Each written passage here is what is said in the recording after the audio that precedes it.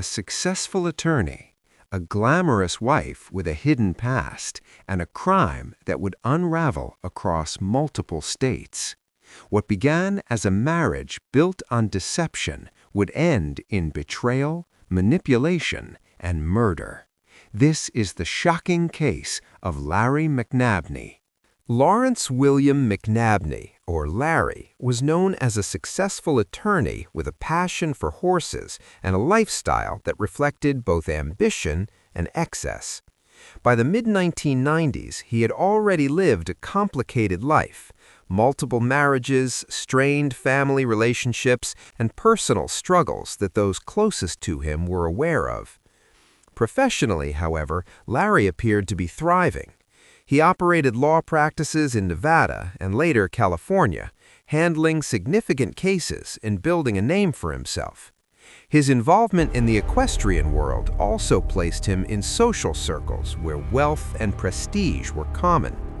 But beneath the surface, there were warning signs. Larry's personal life was turbulent. His relationships had a history of conflict, and allegations of controlling or volatile behavior had surfaced from past partners. Despite this, he continued forward, rebuilding his life again and again. It was during this period that he met a woman who would change everything. She introduced herself as Elisa. Elegant, intelligent, and confident, she quickly gained his trust. What Larry didn't know was that her identity was not entirely real. Before becoming Elisa McNabney, she had another name, Lauren Renee Sims, and many others. By the time she entered Larry's life, she had already built a long history of fraud, identity theft, and deception. She had used dozens of aliases, moving from place to place, reinventing herself whenever necessary. Her background told a story of intelligence mixed with manipulation. She was capable of blending into different environments, gaining trust quickly, and exploiting situations for financial gain.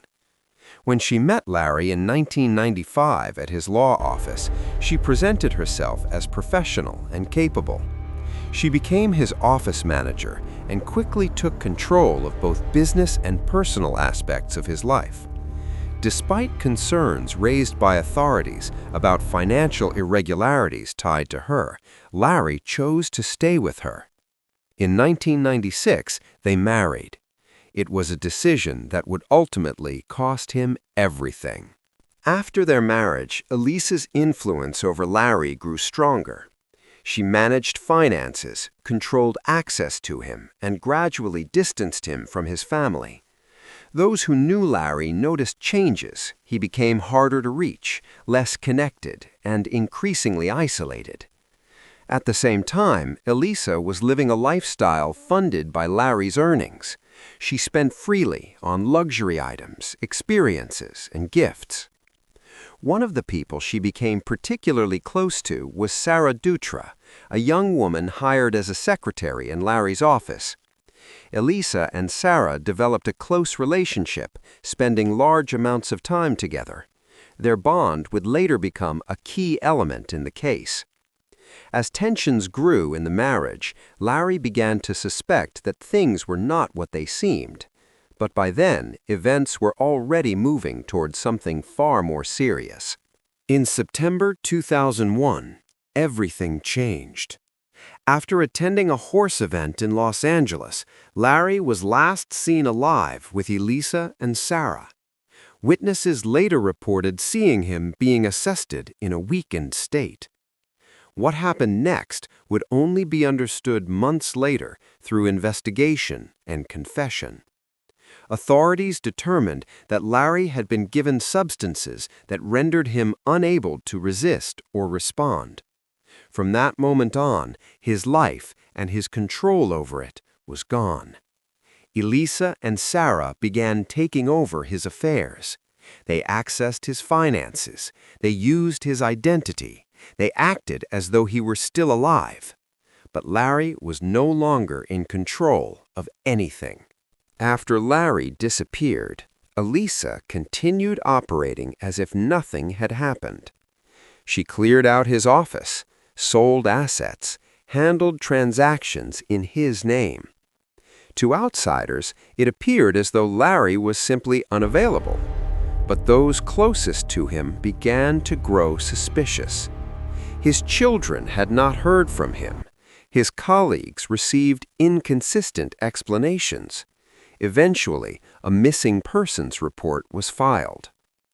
The investigation began slowly, but it would soon uncover a much darker reality. On February 5, 2002, investigators made a critical discovery. In a vineyard near Linden, California, they found human remains. The body was identified as Larry McNabney.